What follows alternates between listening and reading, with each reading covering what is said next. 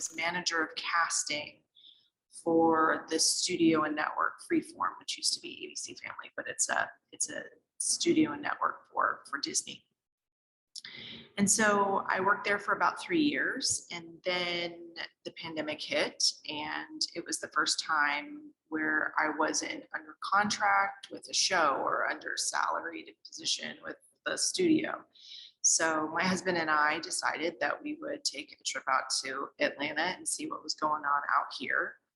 And we loved it. And then we pretty much got our self ready to go, and we made the big giant cross-country move to Atlanta. So now we're here. We moved in September of 2020, and in January of 2021, I started here at Stillwell as the head of the department and of film and television, and just kind of starting from ground zero of establishing myself and Stillwell in the film and television casting game. Wow, that's an amazing story. So this is not one of my questions, but can you talk about your time with Disney? I used to work for Disney. Sure, yeah. You know, it's really interesting when it comes to casting. There's two very different paths you can take. You can take casting in the independent creative way, which is, you know, you're in the room with the actor and you're auditioning people, and, you know, you're more of an independent contractor for the production. Or you go the executive route, which is, you know, you work for a studio or a network, and then, you know, you do a lot of approvals, and there's a lot of budgets, and casting director, you know, you make the casting director deals, you do the series regular deals. So there's different, it's just a different skill set that you learn. It doesn't come up very often. There's not a ton of these like positions available. So when the opportunity came, I really thought hard about kind of switching gears, and I thought to myself, well, there's always room for growth. So if I ever want to go back to independent casting, at least I will have had that under my belt and be able to take, you know, everything that I learned as an executive to be able to, you know, translate that to being an even better casting director, because now I know how, you know, television is produced and, you know, kind of like how the sausage is made, if you will. And so I kind of gave myself a 3-year window. I said, if I don't love it, if I don't like thoroughly enjoy it by 3 years, that I would kind of go back to independent. And that's kind of what happened. And the irony is that I had put in my time to leave. It took a little bit to find my replacement. And by the time that was all was said and done, I left the last day of February in 2019, which then like a week later was when everybody left because the world shut down. Right. So it led to me being here, you know, because like I said, it was the first time where I wasn't like contractually obligated to anything, and I could actually like take a step back and really realize like where I could be, what I could do. Do I have to be in Los Angeles? Can I do what I do someplace else? So it was really like a pivotal point in my career and life to decide, like, you know, take a step back and kind of refocus. I liked working at Disney. It was a totally different, it's for somebody like myself who's been an independent contractor, working very much in the creative side of casting, being, you know,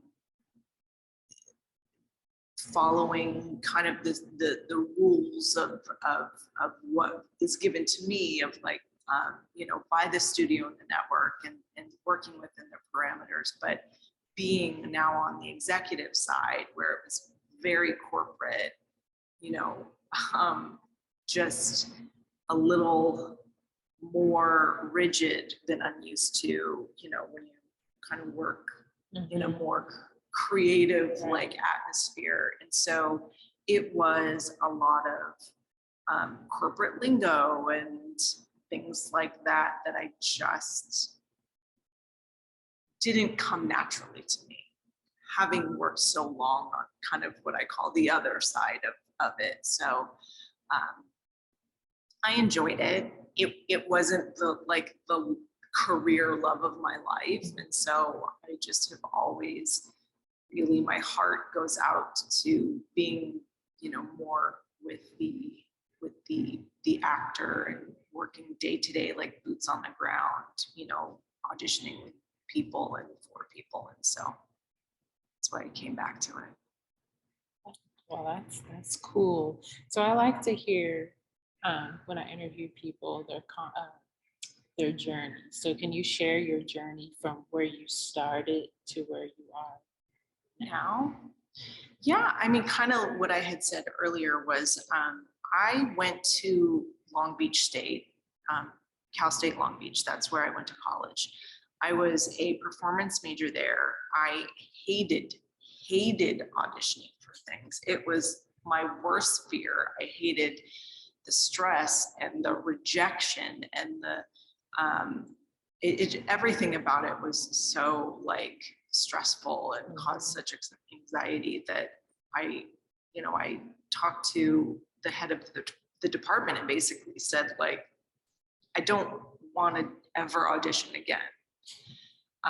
And so she had said, well, you have to fulfill so many things being a performance major. And I wasn't going to go like do stagecraft. And, I didn't want to do costumes and like the other side of it, and a stage manager. So I stayed in performance. And the compromise is that I had to help cast with the director and then like the heads of the department, all of the different theater productions through the course of the year.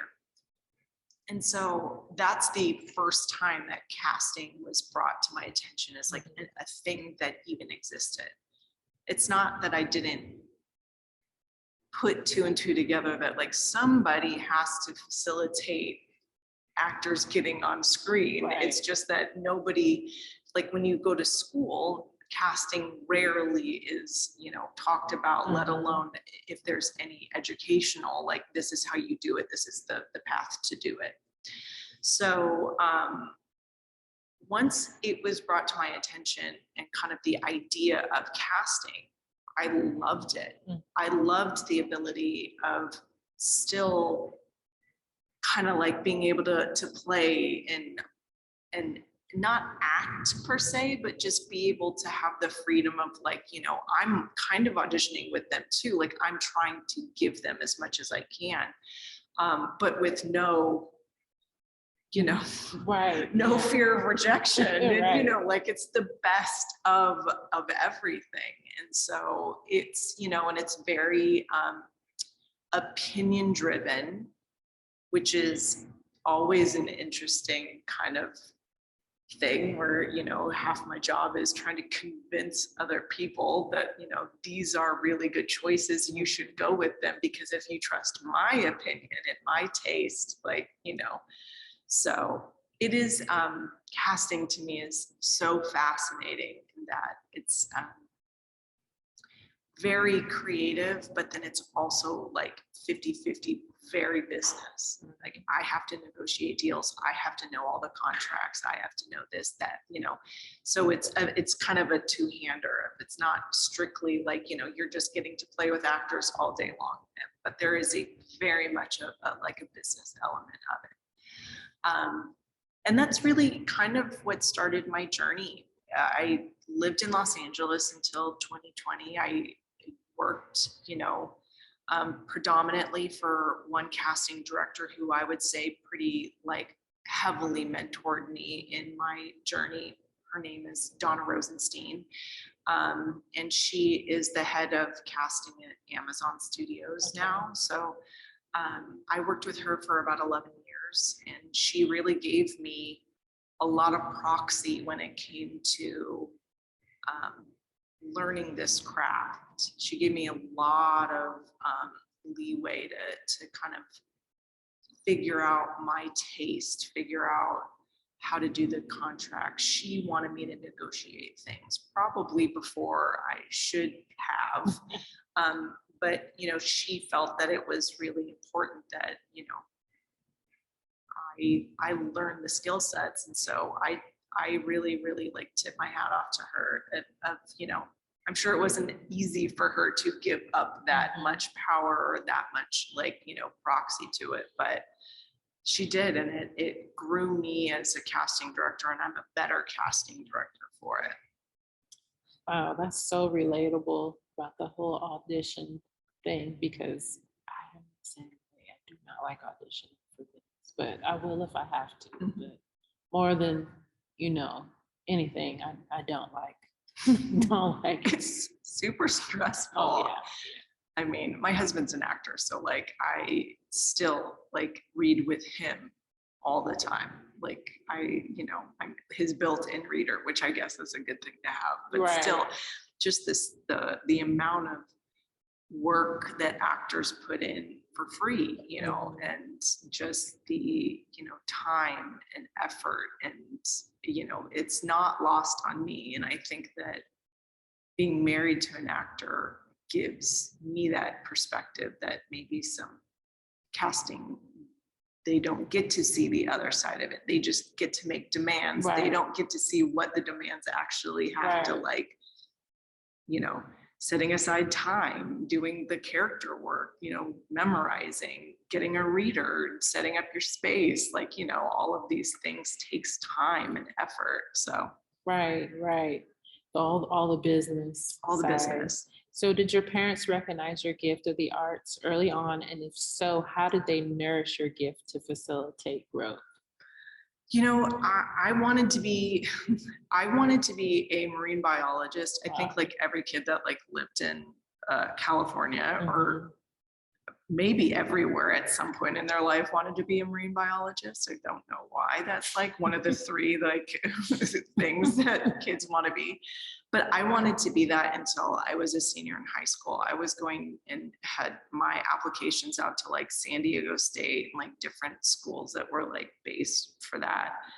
And then I took an acting, like acting was, you know, an elective I could take in my senior year. And I basically said like, this is great. Like, I love being in the arts. Like I had always played sports. I'd never like kind of been in the arts of it all. So I was like, this is fantastic. This is fun. Like, you know, wish I had known about this sooner, or like, you know, tried it sooner. And so then I completely shifted everything that I had thought, and I kind of changed my path. And my parents never questioned me ever. I wouldn't say that they, you know, really helped me find it. My dad's a banker, my mom was a flight attendant. So like neither one of them were like, you know, in the arts. But I think them never questioning me was their form of like support. Because so many parents, like, you know, of artists, they're just like, do you really want to do that? You know, or like a lot of questioning or not supporting. My parents always supported me. I don't think that they had any idea of what I was doing, but they certainly were like excited for me. And I was always able to like provide for myself. So like, I think that they were just really happy that I found something that I enjoyed, and you know, that path led me to meeting my husband in college. And so, you know, I think that, you know, in hindsight, they were super supportive of it. They never questioned like why I wanted to change majors or anything like that, or change schools, or kind of change my trajectory. Now, if you asked like my mom what network I worked at, well, I was like working at Disney, she couldn't tell you. You know, I don't think that, again, I don't think that there's a lot of understanding of what casting is. So she just kind of, you know, her and my dad are like, yeah, she's a casting director. That's what she does. And we're proud of you. Yeah, we're proud of you. Right. You I've know? heard so many stories where a lot of people, especially like international people who didn't really understand, their parents didn't really understand, and would say, why don't you get a job? Or so your story is very different. I'm glad they supported you. Oh, totally. So you may have touched on this a little bit. So why casting? Like, what gets you excited about casting? I think it's such a fascinating idea to just what it is in general. I any job that like is literally like you are sitting here giving just a completely opinion based, Mhm. and that's my job. Like convincing, I mean, casting really is like it's middle management. It's very much like I'm moving information from one person to the next, right? And then negotiating things like that. But um, casting to me is just such a fascinating process in the huge, like kind of like cog that is movie and television making. Now, I predominantly was in episodic casting. That's where I've found like kind of my niche in it in the world. Um, and I love the idea of getting a script and taking a look at it and having my own ideas. And then, you know, we put it out there and let agents and managers kind of pitch their ideas for it. And I love the idea of somebody saying like, hey, I know this is totally out of the box, but like, would you be willing to see this person for it? Like, I know it's a crazy idea, but like, I just think that they would be like really great for it. And I'm like, of course, yes, let's try it. Like, I always really enjoyed taking that like leap of faith. And one of the things that I really missed when I was at Freeform was kind of that one-on-one with actors. I think actors are really, really, really interesting people. Anybody that has to, not has to, but is willing to put themselves out there in a physical and an emotional way to, kind of be like a vessel of these characters. And there's just a lot of layers to it. I respect that probably more than like a lot of people do. I miss that. And so one of the things that I liked to do when I was being an executive was I'd take generals with as many people as I could. So it wasn't necessarily like, acting per se with each other, but like, just sitting down kind of like what we're doing and learning a little bit about each other. One of the big things I am a supporter of is performers with disabilities. It's something that I feel is a really kind of like last of the frontier, like of diversity and inclusion. And so when I was at Freeform, it was one of the things that I really heavy-handedly pushed on the shows that I covered to basically say, like, we need to start giving these people opportunities. Mm-hmm. That's the only thing that's going to make this feel organic and letting performers with disabilities, audition for anything. If it's an open role that like they're willing to see anybody for, they should absolutely be, invited to the table for it. So that was one of a big like push I had at Freeform, was kind of, pushing the idea of, if we're going to really speak about diversity and inclusion, Right, and having everybody invited to the table, we cannot forget everybody. exactly. Yeah, I love that because I like when people with disabilities actually play the disability that they have instead of trying to find somebody and then trying to teach them how to work that disability. Mhm. We need to introduce you to Joshua Leonard. He's one of our movers and shakers, and he has an animation for all the characters or special needs, but they have superpowers, and he's big on Love that. diversity and inclusion. I'm also just a really big fan of, like you're saying, obviously like authentic casting in that way is a very important thing, but also the idea that it doesn't have to be somebody with a difference. You know, if it's a secretary at a law firm, like there's no reason why, you know, somebody, you know, that is in a wheelchair or, you know, it really should just be, if you are absolutely open to the idea of everybody, it really should be everybody has the opportunity to try for it. You know, and that's all I could do as the executive on the shows was say, like, I want you to be open to it. And then it kind of puts it in the hands of the actor to be able to be the best person for that role. Right. But again, it's a double-edged sword that if you're not given the opportunities to audition, you never really are able to hone that skill set. So again, it's a whole circle of just, you know, giving opportunities to people that should be given opportunities to. Okay, I like that. Yeah. So if I could ask 18-year-old Marlo, you know, about where you are now, what would least likely to believe to be true? Least likely to believe that I'd be here. You know, when I started, I mean, not even maybe 18, because at 18, I still was trying to figure out, I didn't even know that like casting was like a career path. But if I was to ask like the person I was when I graduated and was like interning, I mean, it was pretty clear at that time that, you know, Los Angeles was where you had to be. It was either Los Angeles or New York. Right.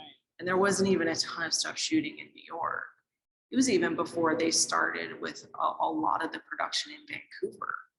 I mean, Atlanta and you know, in the Southeast market, that was, sure, I'm sure there was like local castings happening. And every once in a while, you know, you'd have a Steel Magnolias or something that like that shot here for being Southern purposes, but not that it was the, you know, one of the epicenters of, you know, television and film production in the United States by any means. Right. I mean, if you'd asked me 5 years ago, would I feel that I'm stuck in Los Angeles? The answer was yes. And then, you know, I think it was the pandemic that really brought light to the fact that like everything's going online and we're having to do things not in person anymore. And so, you know, why couldn't I do what I'm doing someplace else? But, you know, and for me, I have two kids, two young boys. And, you know, for us, it was, the pandemic was hard mentally for them. And I think it was for a lot of children. And I think children are still like feeling the effects of it. So part of it was that here brings just a different quality of life for them as well, that you're not going to get in LA, being raised in LA. So, yeah. Right. Yeah. So same thing. I thought, I'm from Ohio originally, so I thought that I would have to relocate. I actually, well, to LA. I told my dad that I wasn't going to go to school. I was going to go to LA and take acting classes. And he was like, well, you can do that in school. But unbeknownst to me, you know, it's just like I've been here long enough to see like all the studios and everything's being filmed here now. So I was just like, I don't need to go to LA. No, I think, I mean, our region is producing more, you know, stuff than Los Angeles. I mean, it's interesting. The Los Angeles numbers are also skewed a little bit because they also put in like The Price is Right and, you know, things like that aren't like scripted. Right. So it's kind of skewed numbers. But anyways, the point is that, you know, our market's killing it in regards to production. And I don't think with the money that we're putting into the infrastructure of it, that it's like gonna go anyway. That's me knocking on wood, but it's not gonna go away. Right. So do you have like a favorite project that you've liked to cast? that I have in the past. Mhm. I think my probably favorite show that I've ever cast was actually a show that shot in Atlanta, and it was Necessary Roughness. It was on USA. I loved it because I'm a huge sports fan. And so for me, being able to cast not only just like sports kind of cameos, which was awesome, meeting some of the people that I did, but just the idea of a little bit of like mansplaining from like my producers, whom I loved, but it became kind of a running joke that they'd be like, so this is what a wide receiver looks like. And I'm like, I know what a wide receiver looks Right. like, or this is what a forward looks like. You know, this is the body type. It's like, I know what a forward looks like. So it was kind of a running joke of it was kind of the best of, for me, both worlds of like the sports kind of element and the show. And that ran for, I think, 3 seasons, and it shot here, and the Finn Cannons did the casting locally here for it. So I really, really, really enjoyed that show. Wow, that's so cool. Yeah. So I'm going to shift a little bit and ask you questions about Stillwell. Okay. So can you share any of the history behind Stillwell Casting? Yeah, Annette Stillwell is the owner and founder of Stillwell Casting. It's been in business for over 40 years. Annette did, she was, she was definitely a hyphen. She casting, producing, she was, talk about like an OG mover and shaker, Right, yeah. she's been doing it for a hot second here in Atlanta.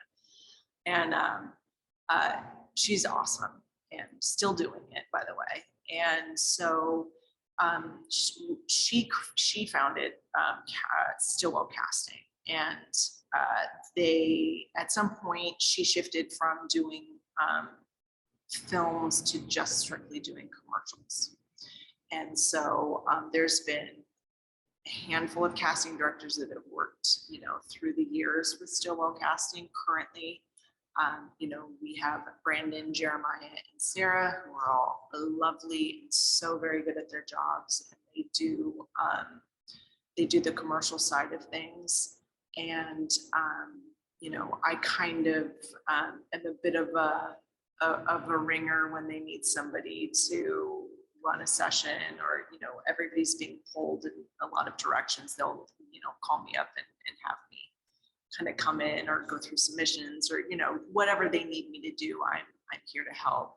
One of the things about in Los Angeles and casting is that like you have a path, and rarely do you go from like it. So like I was film and television, and like you never did commercials. Like there was commercial casting directors, and if like that was your path, you kind of just stayed on it. And so coming here and working with and so closely with commercial casting, it is definitely just like when I went did executive work, like it's a skill set that I'm like being able to learn at this point in my career, because it really is a very different casting.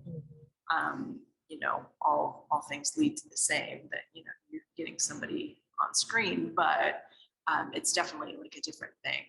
And part of Stillwell is Smith and Stillwell, which is a entertainment payroll services that we have as well, that's in-house.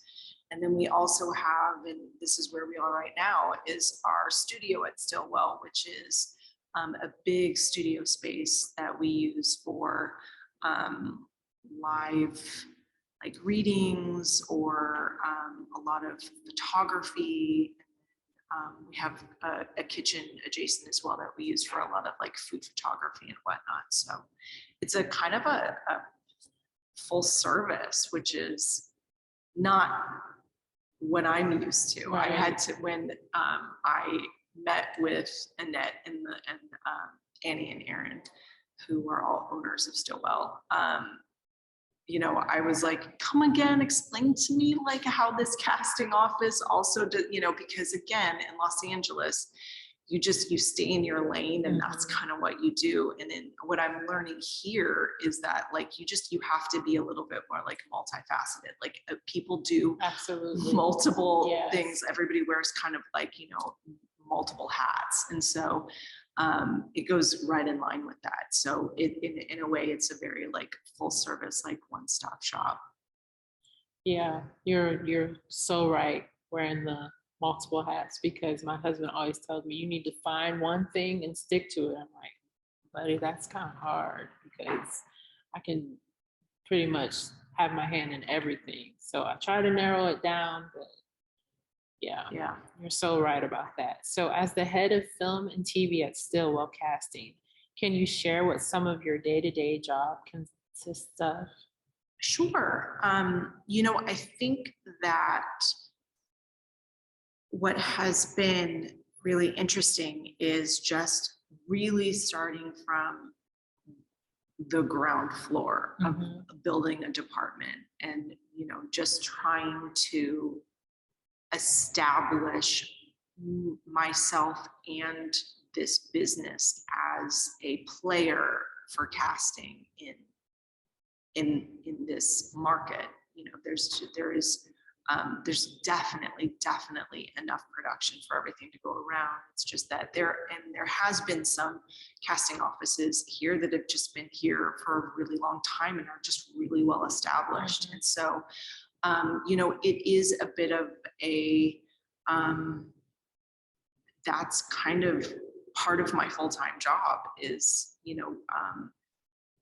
taking generals with executives back in Los Angeles, studio and network and with producers and like, I joined WIFTA here, Women in Film and Television Atlanta here, so that like I could be able to network with the women here that, are line producers or, some component like in the industry of it, and just kind of start establishing, like growing this business of what it is. And in the meantime, when I actually, do get projects, that's for me the fun stuff, because that's when we get to actually release breakdowns. We get to go through submissions, see auditions, we work, part of what still am very passionate about is actor education and actor business education. And being here and talking to a lot of actors and a lot of agents and representation, I'm feeling as if that is a huge, like, it's a big puzzle piece that's missing, is actors not really understanding the actual like business of it, the contracts, your deal points, things that as an actor, you are your own CEO. And so if you don't know the business side, you're just literally blindly just hoping nobody's, messing up. And that's just, to me, not a very like smart place to be living living as the CEO of your career. Right.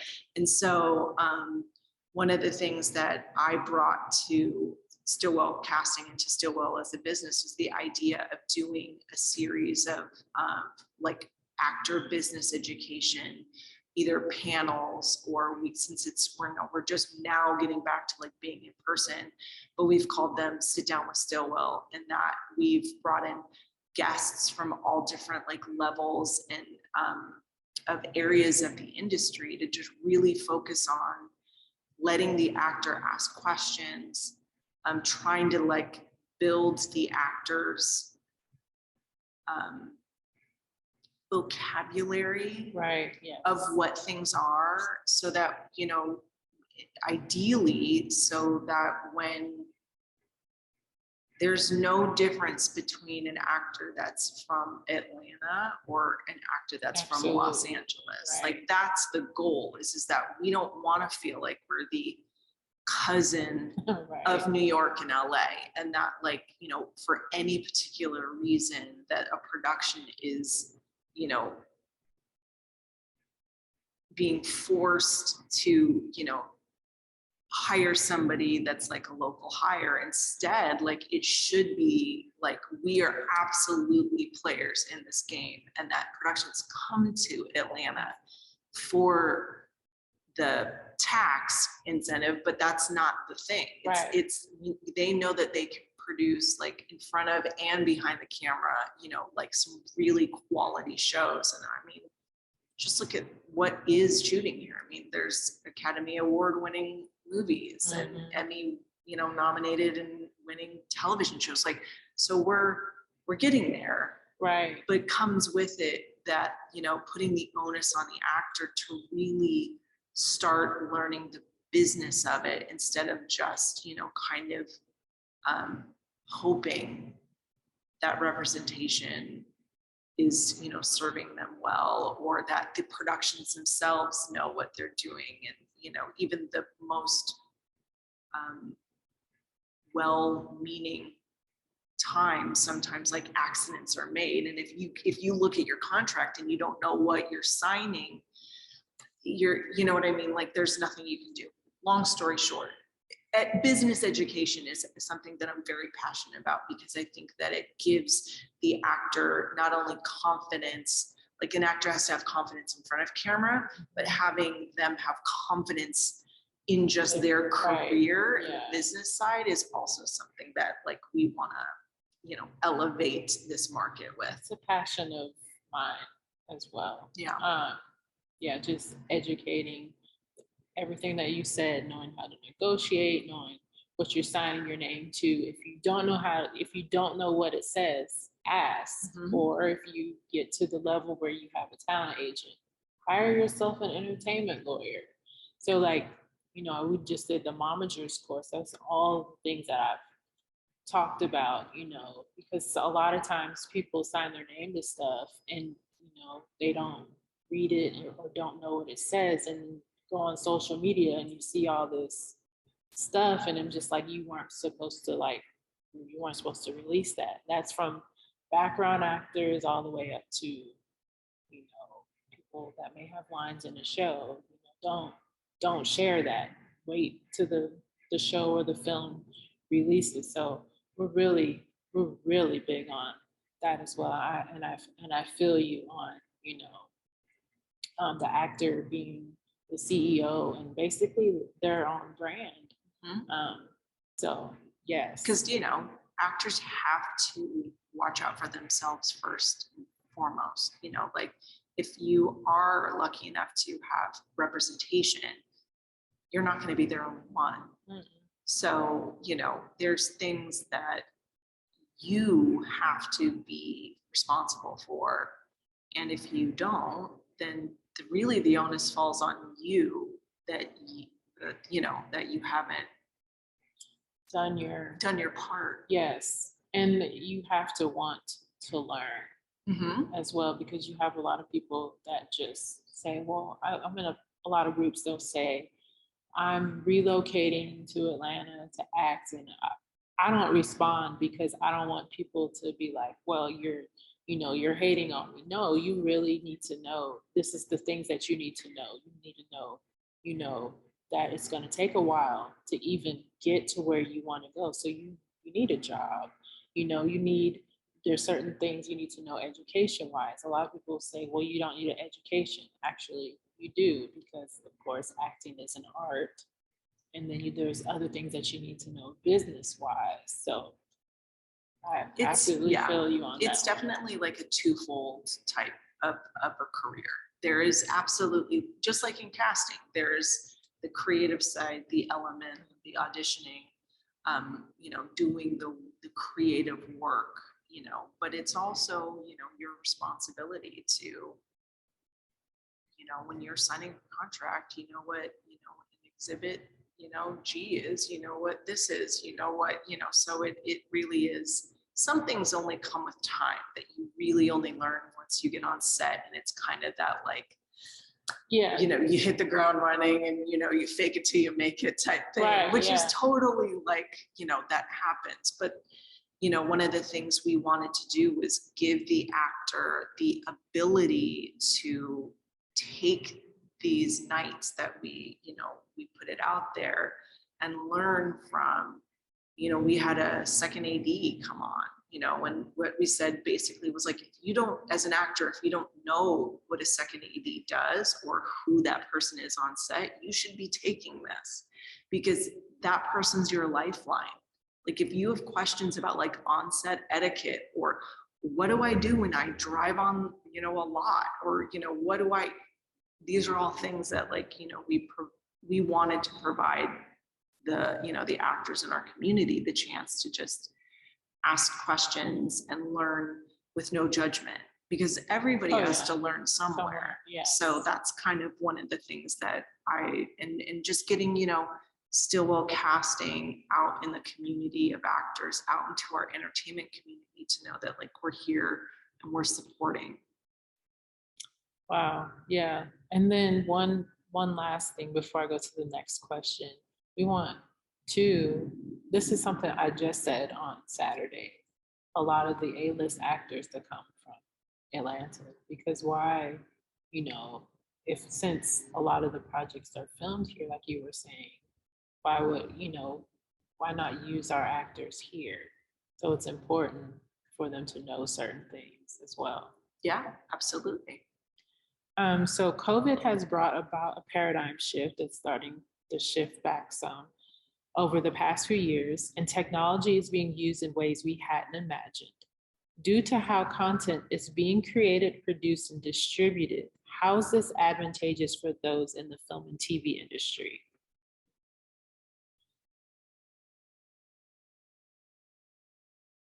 Say it one more time.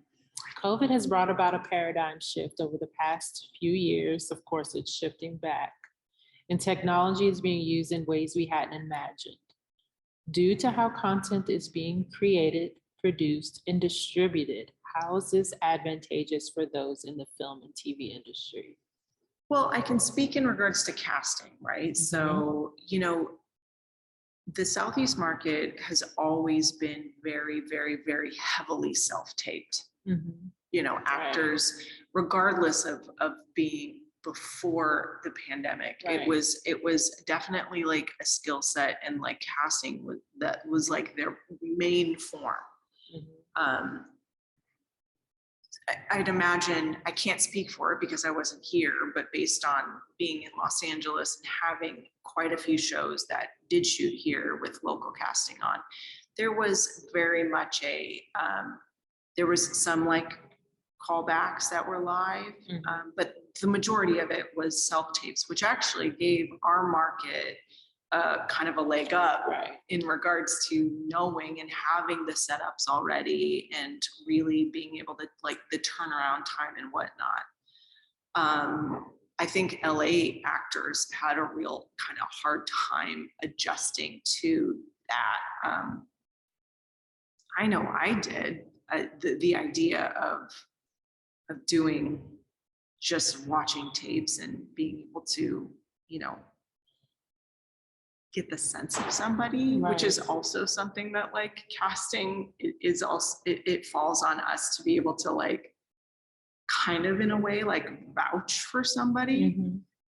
If somebody walked into my office and was super disrespectful, or was like mean to somebody, or all of like the things that you should never do, I would never vouch for that person. Mm-hmm. Like if my producers, I probably wouldn't even put them up as an option to my producers, because I wouldn't want that person being a reflection of like me in any way, shape, exactly, or form. Right. So for me, that's one of the things that I have struggled with the idea of not having that ability to like talk to people outside of it. Mm-hmm. But Zoom and EcoCast, those two ones are very, I mean, that really kind of cuts the difference for us, right? So we can still have you live on Zoom and kind of get a sense of you. We can do like live callbacks. Just, you know, with the producers and with the director, writer, you know, whoever on the project to be able to do it. Some projects I've worked on don't want to do anything live. They want everything on self-tape, and then I just, you know, send it over, and they pick strictly off of that. There was a big difference in and kind of a learning curve at the start of the pandemic, because we were still trying in theory to cast things, but we were also having to learn, like literally like minute per minute, like how do we continue to do this? You know, I was doing a Facebook series, and we were looking for a deaf or hearing impaired actress. If we were doing it live, it would have been very simple, but with the added technology and, you know, having to figure out the actual logistics of being able to audition people with a hearing, you know, disability, or with you know, being deaf, like it was definitely like there was a learning curve, right? I can see that. So I think that technology is definitely, we're casting, because I can only speak for casting, but like casting is definitely trying to move with the speed of technology, without losing the nuances of casting. And it just not being, you know, like somebody reading off a teleprompter and, you know, off camera, and it's just, you know, it's still like being able to get like the essence of the actors as well. It's being a learning curve. Yeah. That kind of ties into my next question. So I've cast for a few small projects here in Atlanta. What would be a piece of advice you would have for me? If you were casting, I've cast a few small things. I've cast for recently, like a few music videos, children's music videos. Been in the casting game a little bit longer than me. What would be a piece of advice you would have for me? I think that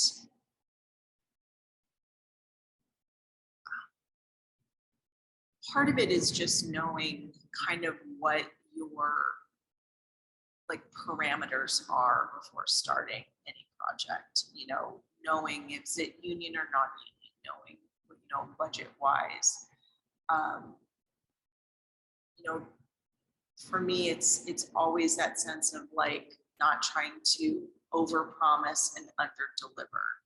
It's whenever we have these like first or second like kind of conversations about projects, it's really figuring out what the project, where it is in its like pre-production life, because a lot of times people put the cart before the horse with casting, especially like independent features and small projects. They think that casting is the first thing that needs to be brought on, and it is in a sense, but there's so much work that the producer needs to have in place before hiring a casting director. And then knowing that information, you as the casting director can really give an honest like assessment of what you can provide, and knowing, you know, a lot of the, not only if it's union, the SAG rules are with hours and ages and, you know, things like that, but like we live in a state where, you know, permits and the, you know, and kids working and ages and hours, these are all things that maybe a producer might just not know when they're pitching the idea of stuff. So it's kind of our responsibility to be like, well, if you want to have 20 kids on a set for this time, like, you know, just here, just so you know, these are the things you're going to have to deal with.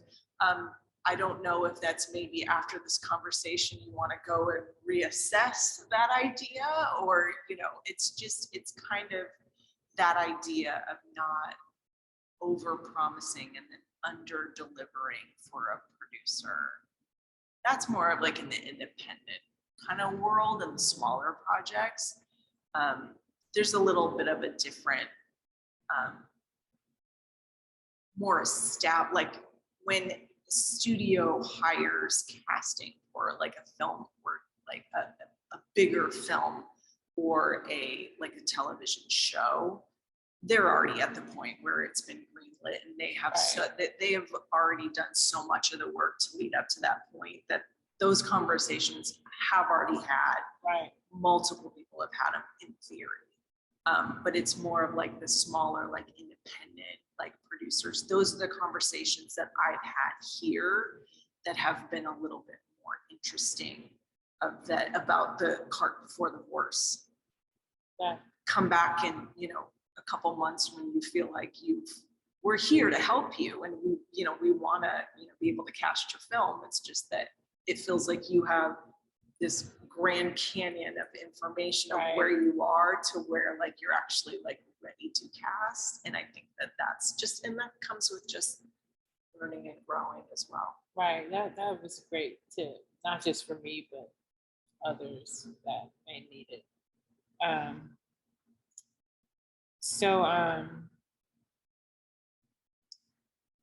do have a question about networking. So we're really big on networking. So how important is networking? And can you share with us, like, I know you talked about WIFTA, but can you share with us some like resources that you have used networking wise? You know, for me, networking is twofold here. So I'm still very much have like a foot in Los Angeles because I am trying to establish myself here and also, you know, making people aware of Stillwell Casting being in the television and film game. So the majority of my networking is really trying to go back and use my connections of people that I have and had worked with in Los Angeles, and then using those connections to make new connections and doing a lot of Zoom meetings and writing a lot of emails. And just, you know, it's kind of that feeling of out of sight, out of mind. And so like, if you're not there, especially when things are going to start like kind of opening back up again and people, you know, they're going to have drinks and, you know, I'm part of CSA, Casting Society. And so, you know, they have meetings and things like that. And so not being there in person, it hadn't been a big issue the past 2 years because everybody was doing it. We could just log on. But now, as things are like starting to become more and more in person, it really is, it's making that extra effort to make sure that they remember that you're here and, you know, try to establish me as being an option for the casting director here. But it's also just as important to make those connections here. You know, for me, thankfully, Stillwell has been around for 40 plus years. So I came into the game with like a full like artillery behind me. You know, Annette knows a lot of people, and she has sent me in the directions of a lot of people as well. But it's also, it's what we do. It's innately like what our job consists of having to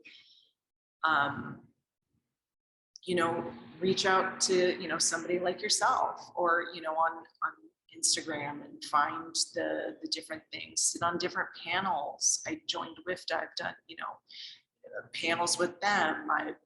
It really is like, we do sips with Stillwell, which is we basically, we pick a brewery, and us, like the four of us in casting, go there, and then we send it out to the agents and say, like, pass it along to your, you know, your clients. If your clients want to come to, like, you know, whatever brewery, we're going to be there for a couple of hours. And, you know, we try to do that as well, which is, it's networking on all different levels. Mm-hmm. It's our responsibility to network with actors, right? So it gives them the opportunity to network, but it's also us then going to the next level and trying to network to, you know, line producers, producers locally, studio and network, you know, on the larger scale, you know, people like that.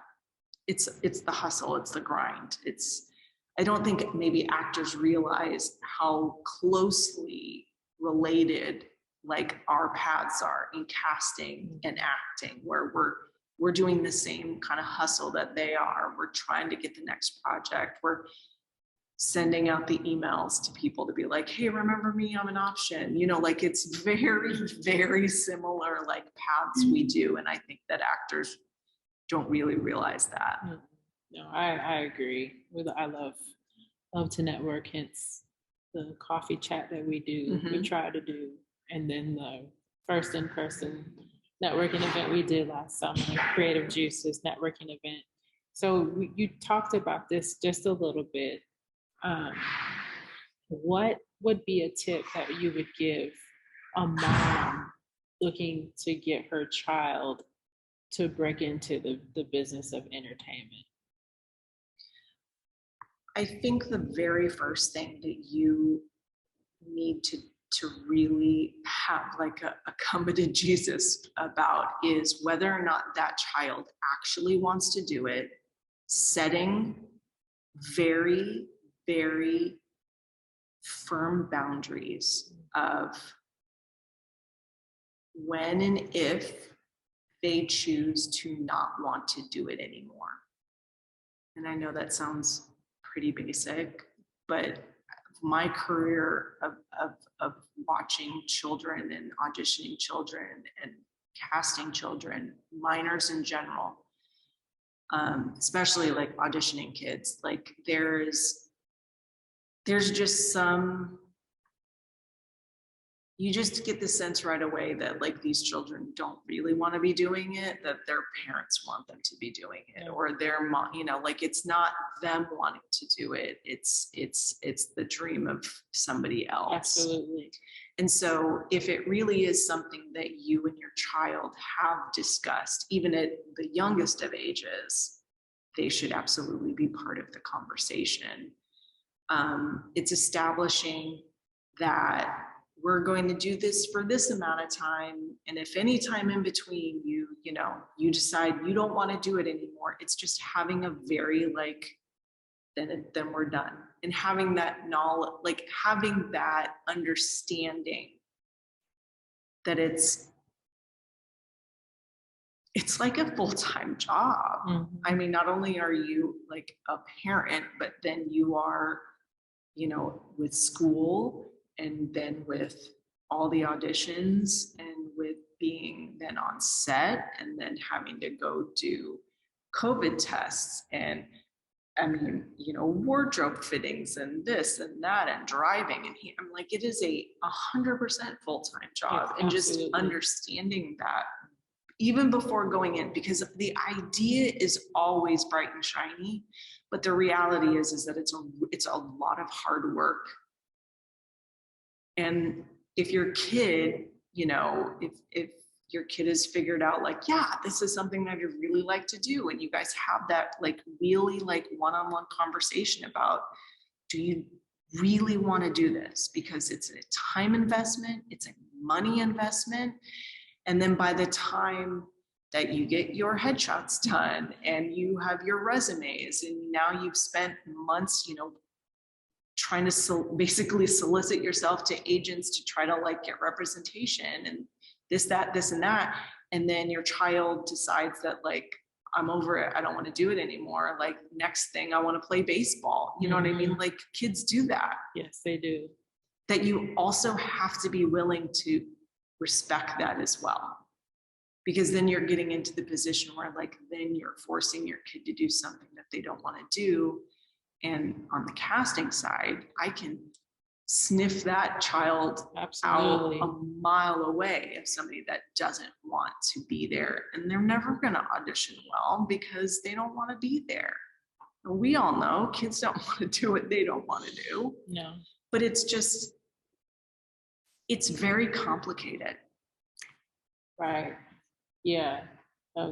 That's a really great tip. And one of the things that I spoke to the moms about in the Momagers course, don't make this about you, make sure it's about your kid and it's what they want to do. And said the exact same thing, you know, people are going to be able, they'll know when it's not them, it's you that wants it. So yeah, thank you for reiterating that. Absolutely. Also, it's just being just very open and understanding with your children about like feelings, because nobody likes to see their kid being rejected. And that is the name of the game, you know, like only one kid's gonna get the part, so all of these ones aren't. And so just there is a very much of an emotional component of this, and it's not all, you know, sunshine. It's going to be a lot of upset feelings and feeling like rejected. I mean, people that are grown up and have been doing this for 40 years still feel that like emotional, being like distraught over the rejection of it. Yeah. Let alone, you know, a 5-year-old that's like trying to deal with why didn't they pick me? Like it's not for the faint of heart. No, it really isn't. So you relocated here from LA. Do you have any relocation tips for those looking to relocate here to become an actor? You know, I think that, I mean, my scenario is that I was already established as something, and then I came here and I'm trying to reestablish myself being here. Now, if you're an actor and that you're moving from a different location and you're just trying to reestablish yourself, then you kind of already know that it's, you know, trying to get in, you know, trying to get a local representation here. It's, you know, trying to learn, you know, what shoots here, trying to get into the Instagram followings of, you know, like the different, like yourself, you know, or ones that kind of say like what's shooting here and whatnot.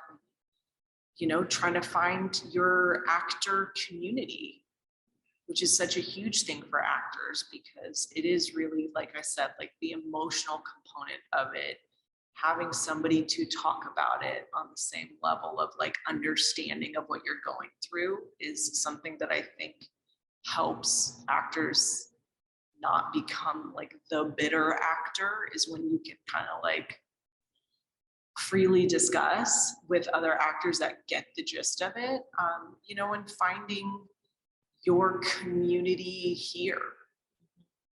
Not only as like a person coming to a new place where maybe you don't know anybody, but like, and just trying to make friends and connections, but also twofold, being able to, you know, find that like actor community here as well, whether it be, you know, do you love Shakespeare? Find those people. Do you love improv? Find an improv troupe. You know, like, you know, there's, you just have to,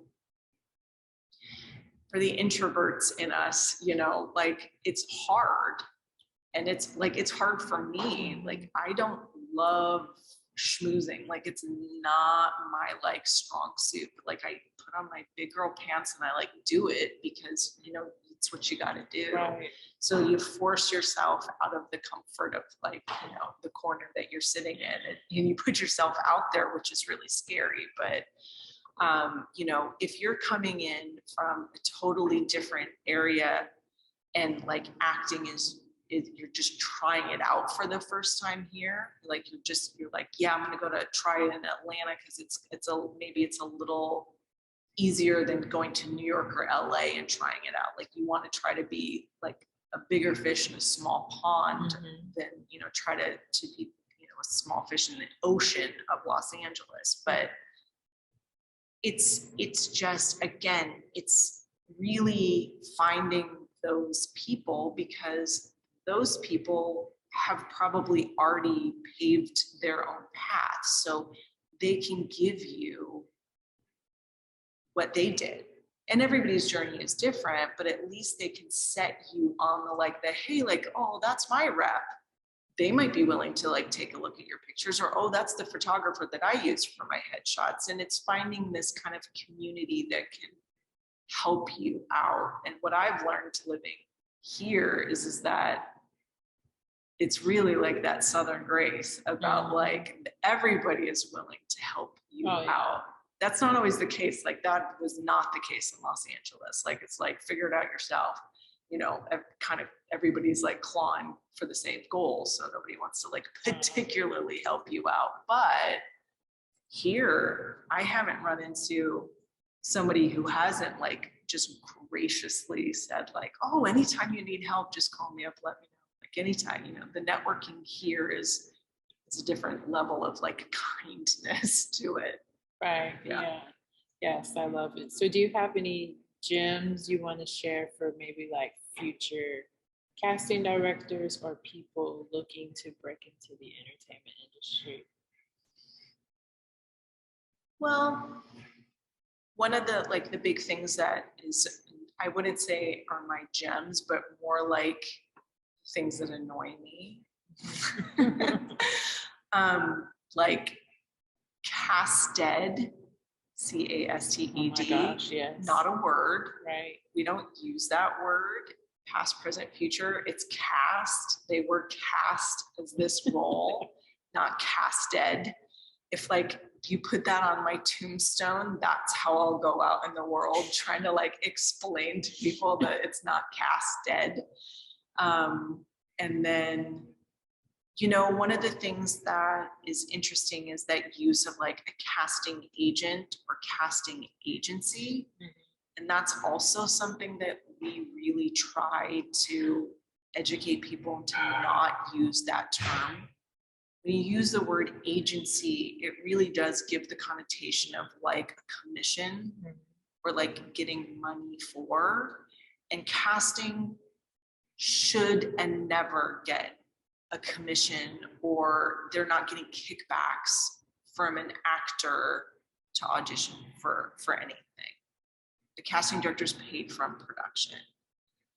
So when you use the term casting agency, it makes it feel like it has some form of an agency with it, or that the casting office has a roster of actors that they use, which is also not true.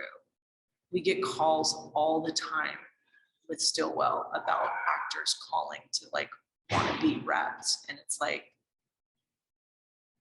I don't know why it says casting agency, why that word or that term has been like used, but I've noticed it here more than ever, like in Los Angeles. So it's just like kind of learning that that's not really a term that we use. We use, you know, casting directors, a casting office.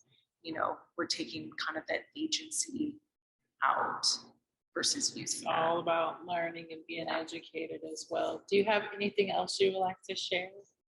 You know, I just think that it's more of like to push like the actor a little bit more. Just know that there's a lot of people moving here.